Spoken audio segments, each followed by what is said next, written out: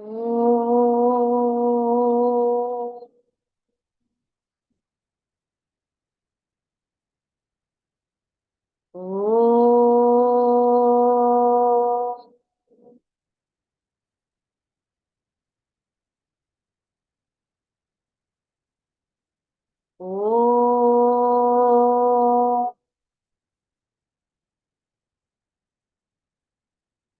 ॐ श्री परमात्मने नमः। अथ गीता ध्यानम्। ॐ पार्थाय प्रतिबोधितां भगवता नारायणेन स्वयं व्यासेन ग्रथितां पुराणमुनिना मध्ये महाभारतम् अद्वैतामृतवर्षिणी भगवती अष्टादशाध्यायिनी अम्ब त्वामनुसन्दधामि भगवद्गीते भवद्वेषिणी। नमोऽस्तु ते व्यासविशालबुद्धे फुल्लारविन्दायतपत्रनेत्र येन त्वया भारततैलपूर्णः प्रज्वालितो ज्ञानमयः प्रदीपः प्रपन्नपारिजाताय स्तोत्रवेत्रैकपाणये ज्ञानमुद्राय कृष्णाय गीतामृतदुहे नमः। सर्वोपनिषदो गावः दोग्धा गोपालनन्दनः पार्थो वत्सः सुधीर्भोक्ता दुग्धं गीतामृतं महत्। वसुदेवसुतं देवं कंसचाणूरमर्दनं देवकी परमानन्दं कृष्णं वन्दे जगद्गुरुम्। भीष्मद्रोणतटा जयद्रथजला गान्धारनीलोत्पला शल्यग्राहवती कृपेण वहनी कर्णेन वेलाकुला अश्वत्थामविकर्णघोरमकरा दुर्योधनावर्तिनी सोत्तीर्णा खलु पाण्डवैरणनदी कैवर्तकः केशवः पाराशर्यवचः सरोजममलम् गीतार्थगन्धोत्कटम् नानाख्यानककेसरं हरिकथा सम्बोधना बोधितम्। लोके सज्जन षट्पदैरहरहः पेतीयमानं मुदा भूयाद् भारत पंकजं कलिमल प्रध्वंसि न श्रेयसे। मूकं करोति वाचालं पंगुल्लङ्घयते गिरिं यत्कृपातमहं वन्दे परमानन्दमाधवम्। यं ब्रह्मा वरुणेन्द्र रुद्रमरुतः स्तुन्वन्ति दिव्यैस्तवैः वेदैः साङ्गपदक्रमोपनिषदैः गायन्ति यं सामगाः ध्यानावस्थिततद्गतेन मनसा पश्यन्ति यं योगिनः यस्यां तन्न विदुः सुरासुरगणाः देवाय तस्मै नमः। देवाय तस्मै नमः। अथ प्रथमोऽध्यायः अर्जुन विषादयोगः। धृतराष्ट्र उवाच धर्मक्षेत्रे कुरुक्षेत्रे समवेतायुयुत्सवः मामकाः पाण्डवाश्चैव किमकुर्वत सञ्जय। सञ्जय उवाच दृष्ट्वा तु पाण्डवानीकं व्यूढं दुर्योधनस्तदा आचार्यमुपसङ्गम्य राजा वचनमब्रवीत् पश्यैतां पाण्डुपुत्राणाम् आचार्यमहतीं च मूं व्यूढां द्रुपदपुत्रेण तव शिष्येण धीमता अत्र शूरा महेश्वासाः भीमार्जुन समायुधि युयुधानो विराटश्च द्रुपदश्च महारथः धृष्टकेतुश्चैकितानः काशीराजश्च वीर्यवान् पुरुजित् कुन्तिभोजश्च शैब्यश्च नरपुङ्गवः युधामन्युश्च विक्रान्तः उत्तमौजाश्च वीर्यवान् सौभद्रो द्रौपदेयाश्च सर्व एव महारथाः अस्माकं तु विशिष्टाये तान् निबोधद्विजोत्तम नायका मम सैन्यस्य सन्न्यार्थं तान् ब्रवीमि ते भवान् भीष्मश्च कर्णश्च कृपश्च समितिञ्जयः अश्वत्थामा विकर्णश्च सौमदत्तिस्तथैव च अन्ये च बहवः शूराः मदर्थे त्यक्तजीविताः नानाशस्त्रप्रहरणाः सर्वे युद्धविशारदाः अपर्याप्तं तदस्माकं बलं भीष्माभिरक्षितं पर्याप्तं त्विदमेतेषां बलं भीमाभिरक्षितम् अयनेषु च सर्वेषु यथा भागमवस्थिताः भीष्ममेवाभिरक्षन्तु भवन्तः सर्व एव हि तस्य सञ्जनयन् हर्षं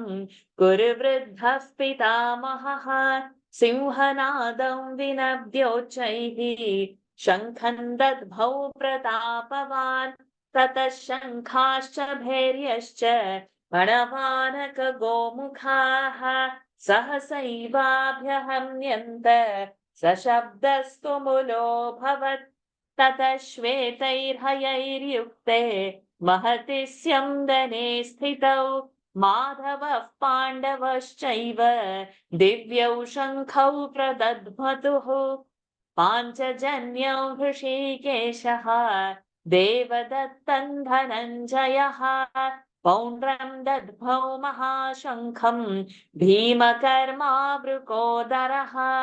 अनन्तविजयौ राजा कुन्तीपुत्रो युधिष्ठिरः नकुलः सह देवश्च सुघोषमणिपुष्पकौ काश्यश्च परमेश्वासः शिखण्डी च महारथः धृष्टद्युम्नो विराटश्च सात्यकिश्चापराजितः द्रुपदो द्रौपदेयाश्च सर्वशः पृथिवीपते सौभद्रश्च महाबाहुः शङ्खान् दद्मुः पृथक् पृथक् सघोषोधार्तराष्ट्राणाम् हृदयानि व्यदारयत् नभश्च पृथिवीं चैव तुमुलो व्यनुनादयन् अथ व्यवस्थितान् दृष्ट्वा धार्तराष्ट्रान् कपिध्वजः प्रवृत्ते शस्त्रसम्पाते धनुरुद्यम्य पाण्डवः ऋषिकेशं तदा वाक्यम् इदमाह महीपते अर्जुन उवाच सेनयोरुभयोर्मध्ये रथं स्थापयमेच्युत यावदेतान्निरीक्षेऽहं योद्धुकामानवस्थितान् कैर्मया सह योद्धव्यम् अस्मिन् रणसमुद्यमे योत्स्यमानानवेक्षेऽहं येतेऽत्र समागताः धार्तराष्ट्रस्य दुर्बुद्धेः युद्धे प्रियचिकीर्षवः सञ्जय उवाच एवमुक्तो हृषीकेशः गुडाकेशेन भारत सेनयोरुभयोर्मध्ये स्थापयित्वा रथोत्तमम् भीष्मद्रोणप्रमुखतः सर्वेषां च महीक्षिता उवाच पार्थ पश्यैतान् समवेतान् कुरूनिति तत्रापश्यत् स्थितान् पार्थः पितॄनथ पितामहान् आचार्यान् मातुलान् भ्रातॄन् पुत्रान् पौत्रान् सखींस्तथा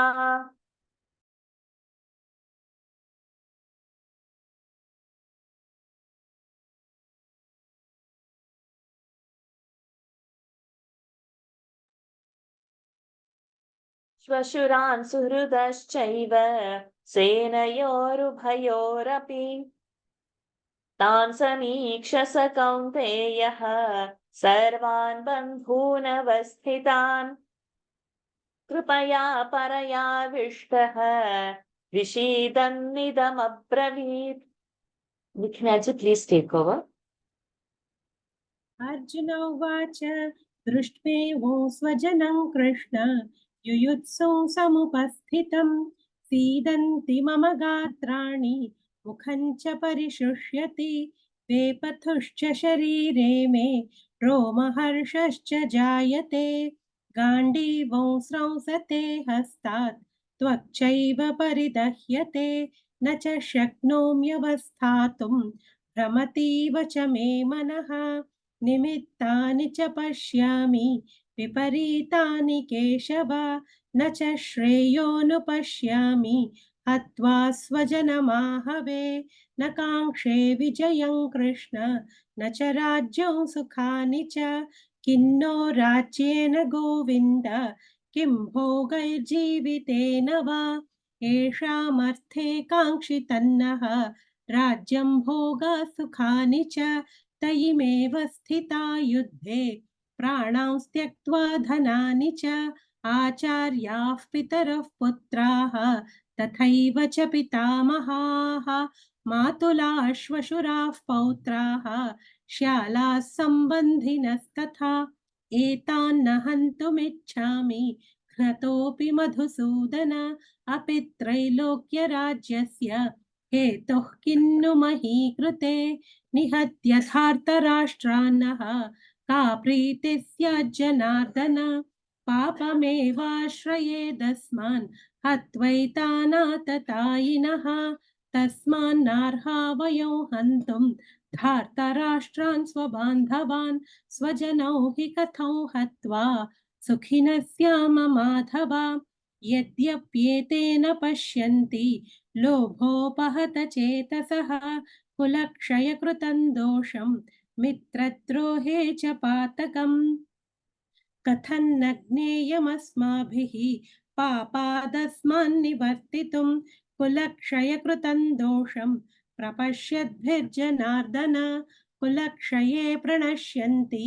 कुलधर्माः सनातनाः धर्मे नष्टे कुलं कृत्स्नम् अधर्मोऽभिभवत्युत अधर्माभिभवात् कृष्ण प्रदुष्यन्ति कुलस्त्रियः स्त्रीषु दुष्टासु वार्ष्णेय जायते वर्णसङ्करः सङ्करो नरकायैव कुलघ्नानां कुलस्य च पतन्ति पितरो ह्येषां लुप्तपिण्डोदकक्रियाः दोषैरेतैः कुलघ्नानां वर्णसङ्करकारकैः उत्साद्यन्ते जातिधर्माः कुलधर्माश्च शाश्वताः उत्सन्नकुलधर्माणां मनुष्याणां जनार्दन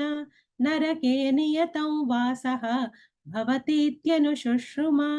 अहो बत महत्पापं कर्तुं व्यवसिता वयं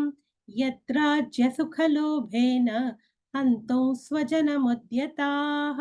यदि मामप्रतीकारम् अशस्त्रं शस्त्रपाणयः धार्तराष्ट्रारणे हन्युः तन्मे क्षेमतरं भवेत्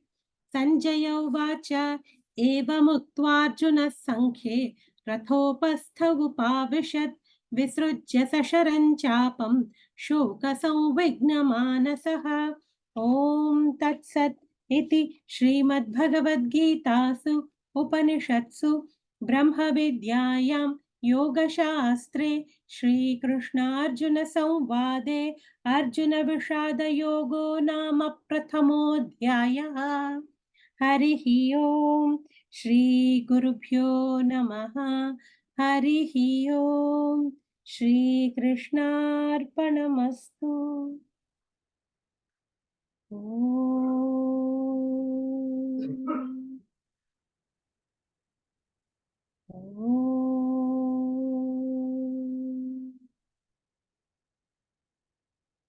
ॐ